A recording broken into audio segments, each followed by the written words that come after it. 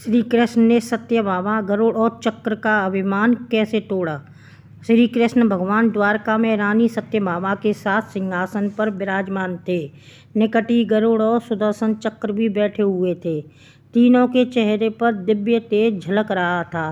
बातों ही बातों में रानी सत्यभामा ने श्री कृष्ण से पूछा कि हे प्रभु, आपने त्रेता युग में राम के रूप में अवतार लिया था। सीता आपकी पत्नी थी, क्या वे मुझसे भी ज़्यादा सुंदर थीं? द्वारकाधीश समझ गए कि सत्यभामा को अपने रूप का अभिमान हो गया है। तभी गरुड़ ने कहा कि भगवान, क्या दुनिया में मुझसे भी ज़्यादा तेज गति से कोई उड़ सकता है? इधर सुदर्शन चक्र से भी रहा नहीं गया और वे भी कह उठे कि भगवान, मैंने बड़े बड़े युद्धों में आपको विजय श्री दिलवाई है, क्या संसार में मुझसे भी शक्तिशाली कोई है? भगवान मन ही मन मुस्करा रहे थे। वे जान रहे थे कि उनके इन तीनों भक्तों को अहंकार हो गया है और उनका अहंकार नष्ट करने का समय आ गया है। ऐसा सोचकर उन्होंने गरुड़ से कहा कि हे गरुड़, तुम हनुमान के पास जाओ और कहना कि भगवान राम माता सीता के साथ उनकी प्रतीक्षा कर रहे हैं।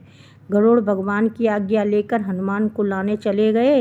इधर श्री कृष्ण ने सत्यभामा से कहा कि देवी, आप सीता के रूप में तैयार हो जाएं, और स्वयं द्वारकाधीश ने राम का रूप धारण कर लिया। मधुसूदन ने सुदर्शन चक्र को आज्ञा देते हुए कहा कि तुम महल के प्रवेश द्वार पर पहरा दो और ध्यान रहे कि मेरे आज्ञा के बिना महल में कोई प्रवेश न करे। भगवान की आज्ञा पाकर चक्र महल के प्रवेश द्वार पर तैनात हो गए।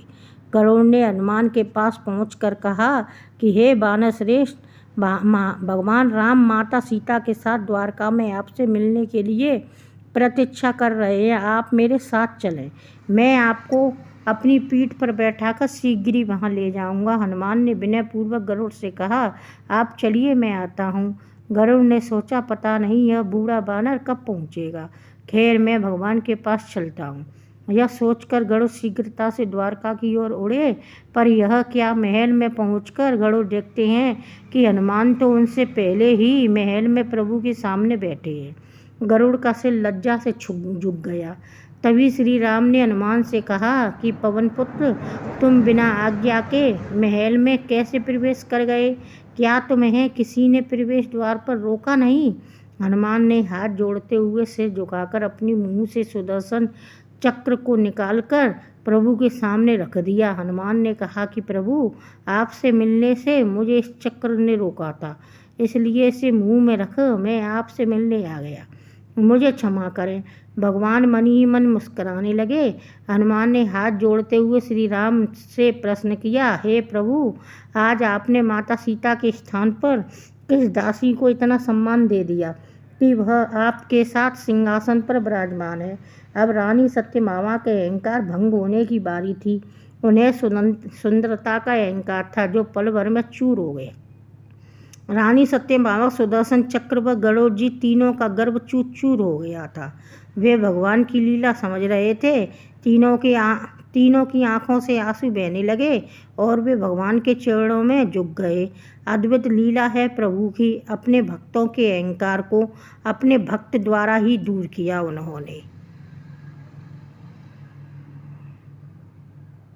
तो आपको इस कथा से क्या सीख मिली, आप बताइए। इस कथा का सार है, जीवन में कभी भी अहंकार नहीं करना चाहिए। जरूरी नहीं है कि आज जो आपके पास है वह कल भी होगा। अपने अंदर जरा सा भी अगर अहंकार लाने लगे तो स्वयं ठाकुर जी हमसे दूर हो जाते हैं। ठाकुर जी को निस्वार्थ भक्तों को ही ज़रूरत है, अहंकारी की नहीं। आप हमारे चैनल को लाइक, शेयर और सब्सक्राइब करना ना भूलें और बेल आइकन को दबाना ना भूलें, ताकि आप